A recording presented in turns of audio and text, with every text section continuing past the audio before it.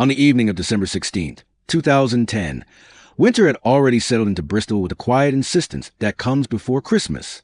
Streets were lit with seasonal decorations, shops were closing early, and people were thinking about last trains home, unfinished dinners, and the familiar comfort routine.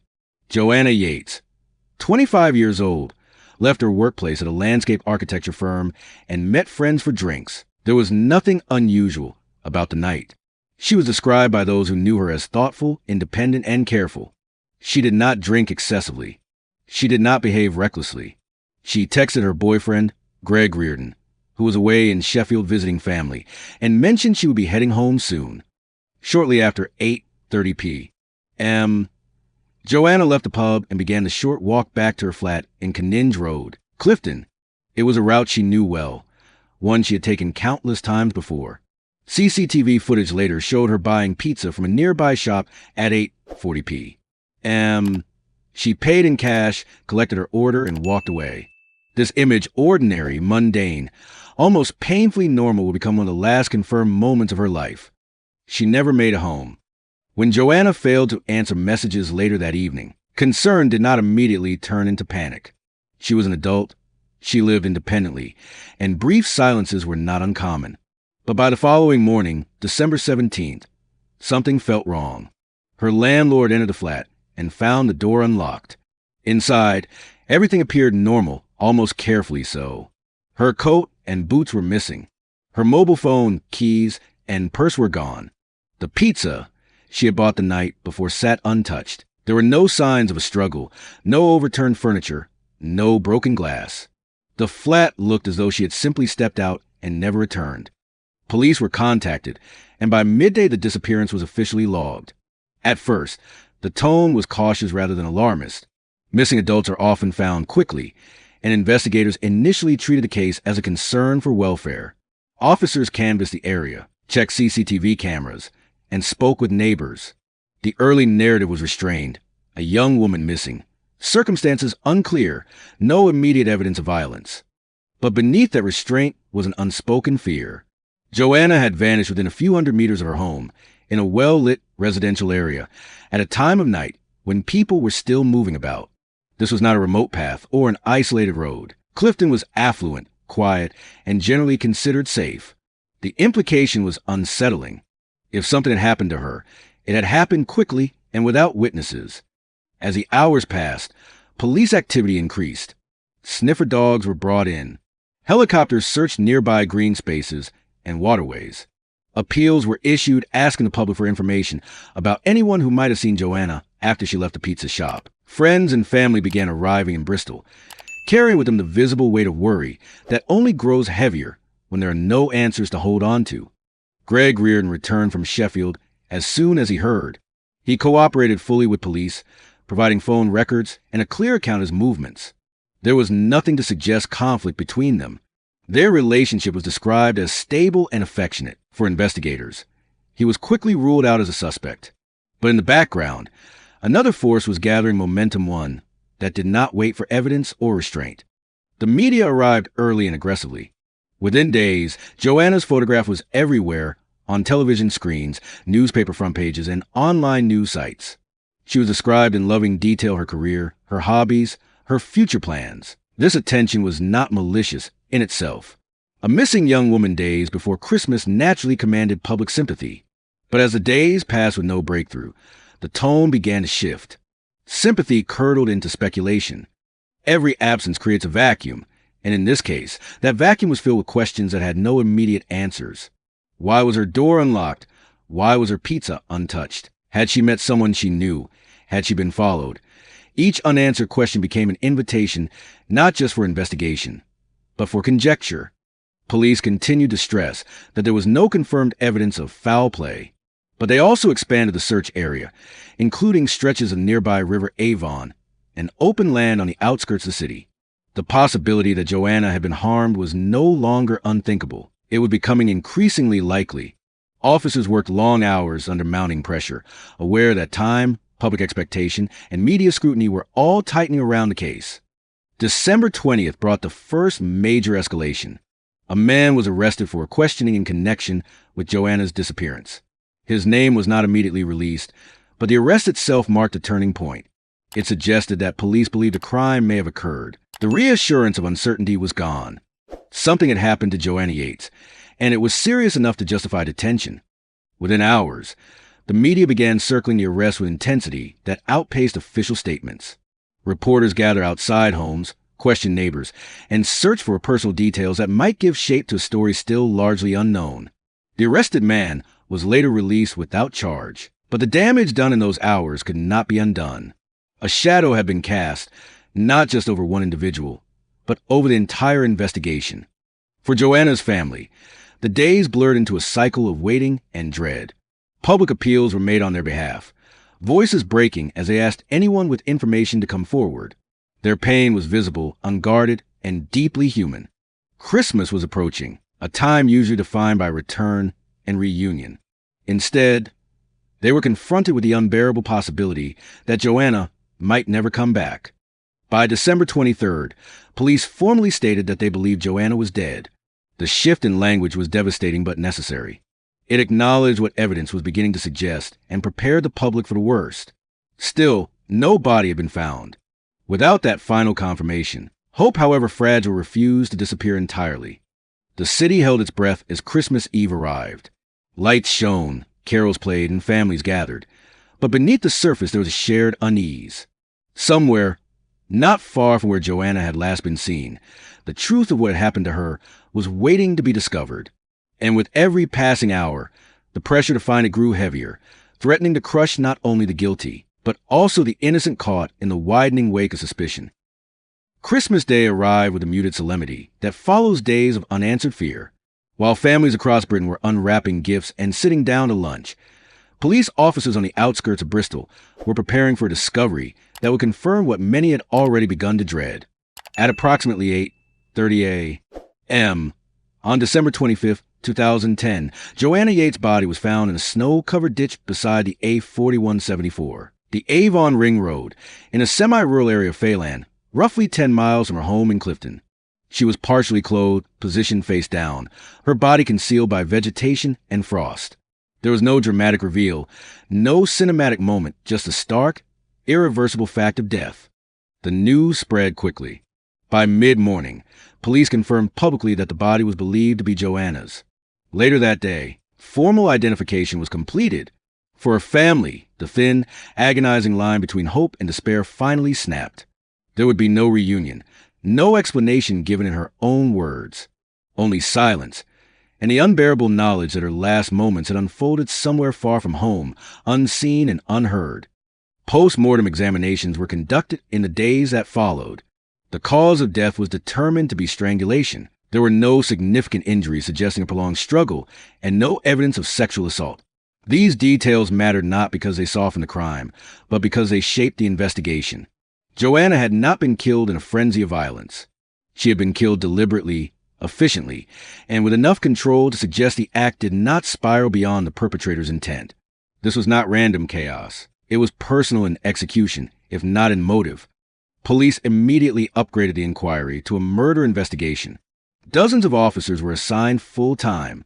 The site where Joanna's body was found was sealed off, combed inch by inch for forensic evidence. Tire marks, footprints, fibers, anything that might establish how she had been transported there and by whom. Investigators believed she had been killed elsewhere and later dumped. The location, accessible by car and familiar to locals, suggested someone with knowledge of the area. As pressure mounted, the public appetite for answers became voracious. Media coverage intensified, no longer framed around concern but around urgency and outrage. Headlines hardened. Commentators speculated openly about how such a crime could occur in a safe neighborhood, at a safe time of night. The implication, increasingly, was that someone nearby must be responsible. Danger, the narrative suggested, had come not from the margins, but from within. On December 26th, police arrested a man in his 60s on suspicion of Joanna's murder. He lived in the same building as her, in the flat above. His name was Christopher Jefferies, a retired schoolteacher and Joanna's landlord. The arrest itself was lawful and procedural. Officers were under immense pressure to act on proximity and opportunity. But what followed exposed a fault line between investigation and exposure. Jefferies was held for questioning for several days. During that time, police maintained that the arrest did not imply guilt. They asked for restraint. The media did not listen. Newspapers published intrusive profiles, dredging up fragments of his past and presenting them as ominous clues. His appearance, his manner, his lifestyle were dissected and framed as suspicious. Words like eccentric and reclusive appeared repeatedly, coded language that encouraged readers to fill in darker conclusions. There was no forensic evidence linking Jefferies to Joanna's death. None. No DNA, no fibers, no witnesses placing him with her that night. But the absence of evidence did little to slow the momentum of accusation. In the public imagination, proximity had become proof, and difference had become danger. By the time he was released without charge on December 30th, the damage was already severe. Meanwhile, the investigation itself continued, often overshadowed by the noise surrounding it. Police traced Joanna's movements, reconstructed timelines, and analyzed CCTV footage across the city. They established that she had likely been intercepted after leaving the pizza shop, possibly while unlocking the door to her building. The lack of disturbance in her flat suggested she had not returned inside. Whatever happened to her began outside, in the ordinary seconds between arrival and entry. Investigators also focused on Joanna's wider circle, not in the sense of suspicion, but of access. Friends, colleagues, acquaintances, and neighbors were interviewed. Among them was Vincent Tabak, a Dutch national living with his partner in the same building. Tabak was polite, cooperative, and unremarkable in demeanor. At the time, there was nothing about him that drew attention. He was interviewed as a matter of routine and allowed to continue his life uninterrupted. The contrast between the scrutiny placed on Jefferies and the relative anonymity of others would later become impossible to ignore. As the year ended, the case sat at an uneasy crossroads. A young woman was dead. An innocent man had been publicly vilified, and the person responsible remained free. For Joanna's family, grief was now compounded by anger not just at the crime, but at the spectacle surrounding it. Their daughter's death had become content, her life reduced to headlines and speculation. The dignity of mourning had been replaced by the urgency of narrative. Police, to their credit, continued working methodically. Forensic results take time. Patterns emerged slowly. But the environment in which they worked was poisoned by expectation. Every day without an arrest was framed as failure. Every procedural step was second-guessed in public. The danger was no longer just that the wrong man might be accused, but that the right one might be missed. By early January 2011, subtle shift began to occur behind the scenes. New forensic information was being analyzed. Timelines were being revisited. The focus was narrowing, not through drama, but through data. And quietly, without press conferences or headlines, the investigation was moving closer to the truth, away from assumption and back toward evidence. By the first days of January 2011, the narrative surrounding Joanna Yeates' murder had already hardened into something dangerously simple. A young woman was dead. A strange man lived nearby. The story, as much as the press chose to tell it, appeared to write itself. What had begun as reporting slid almost imperceptibly into judgment. And in that slide, Christopher Jefferies ceased to be a person and became a symbol and answer that required no further questions.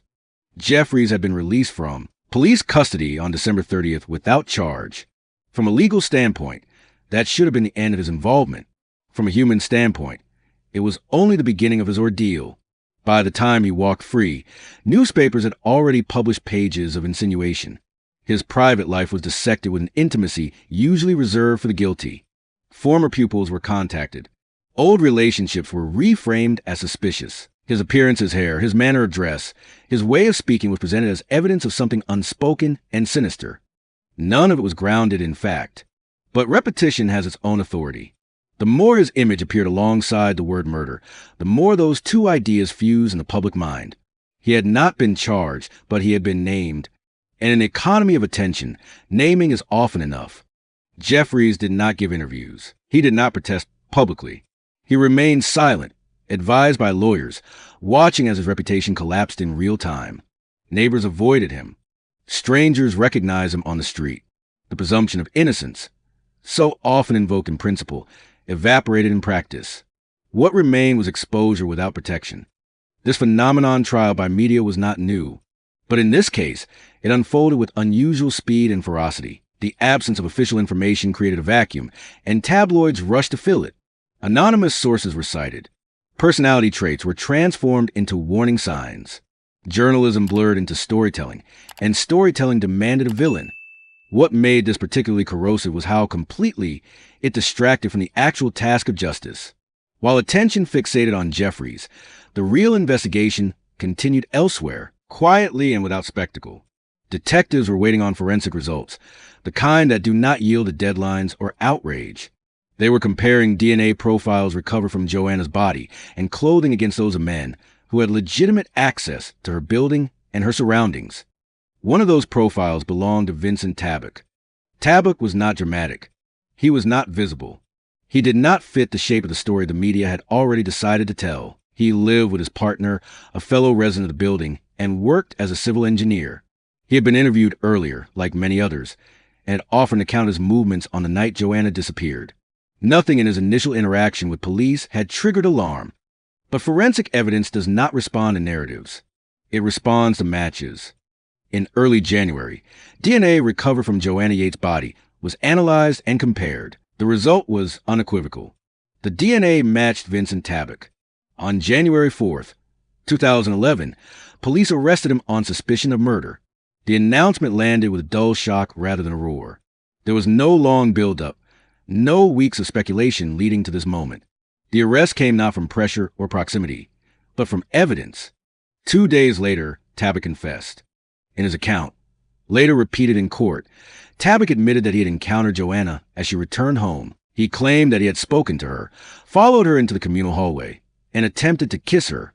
When she rejected him, he said he panicked and strangled her.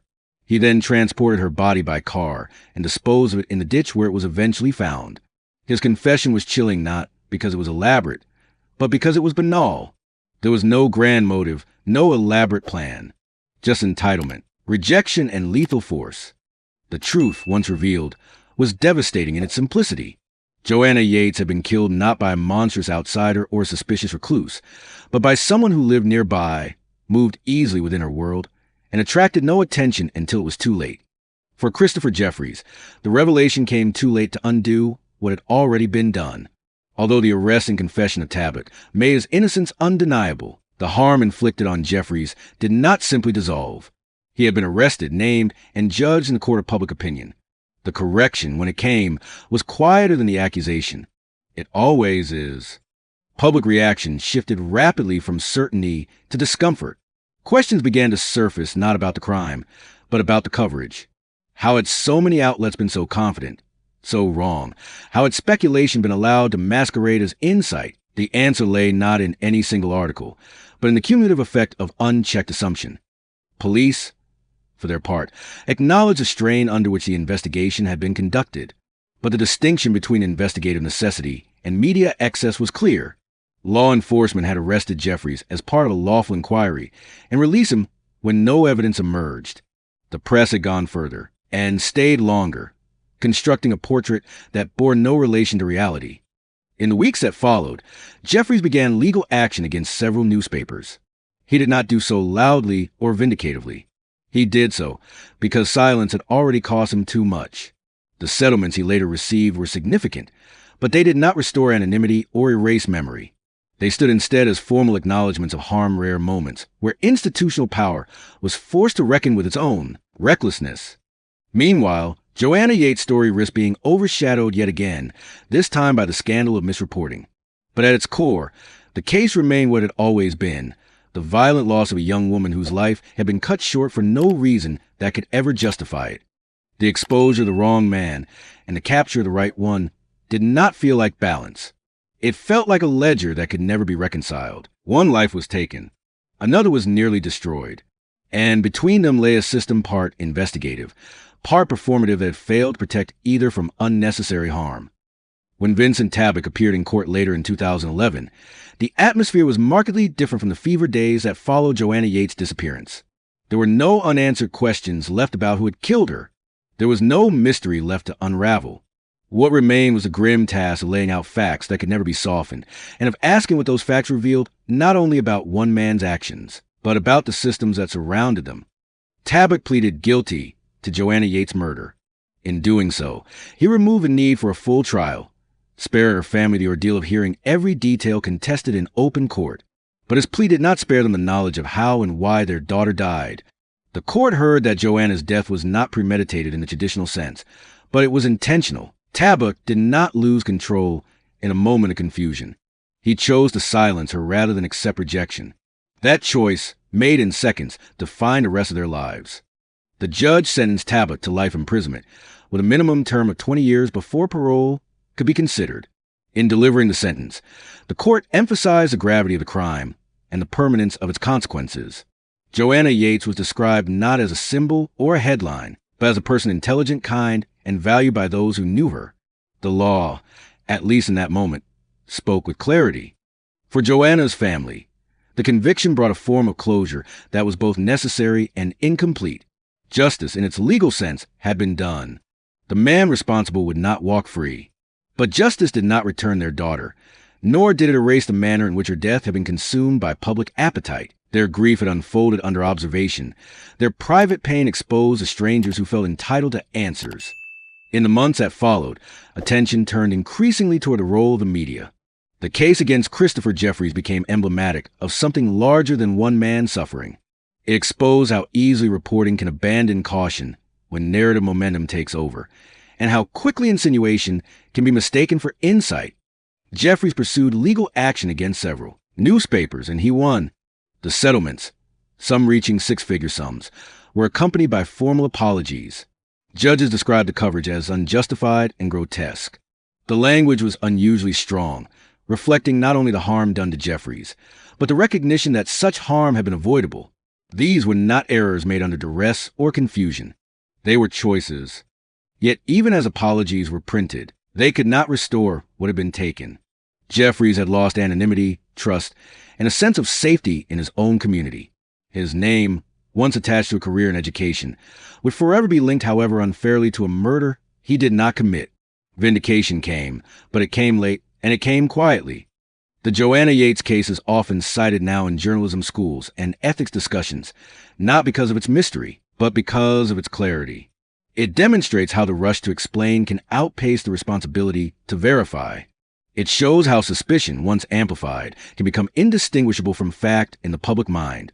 And it forces an uncomfortable acknowledgement that harm does not require malice when carelessness will suffice. At the same time, the case underscores the difference between investigation and speculation. Police work, slow and methodical, ultimately identify the truth through evidence. Media coverage, fast and assumptive, identify the wrong man through inference. The contrast is stark, and the consequences were profound. Joanna Yeates did not die because of media failure. She died because one man chose to kill her. That truth must remain central.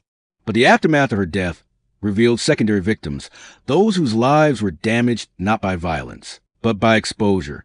In that sense, the case carries a dual legacy, one of criminal justice fulfilled and one of ethical responsibility breached. Years later, adaptations and documentaries would revisit the story, attempting to restore balance by centering Joanna's life and acknowledging Jefferies' innocence. These retellings serve a purpose, but they cannot change the original sequence of events. They can only remind audiences that behind every case are individuals whose lives extend far beyond the moment they enter public view. The final reckoning of the Joanna Yeates murder is not found solely in a prison sentence or a courtroom transcript. It lies in the quieter understanding that truth is fragile in the face of urgency, and that once lost, it is difficult to recover without cost. A young woman's life was taken. An innocent man's life was nearly dismantled. Both losses demand remembrance. What endures, if anything, is a warning, not about crime alone, but about attention, about the power to shape perception and the responsibility that power carries. The story of Joanna Yeates asks not for outrage, but for restraint, not for speculation, but for patience. Because when those are absent, the damage extends far beyond the original act, leaving scars that no verdict can fully heal.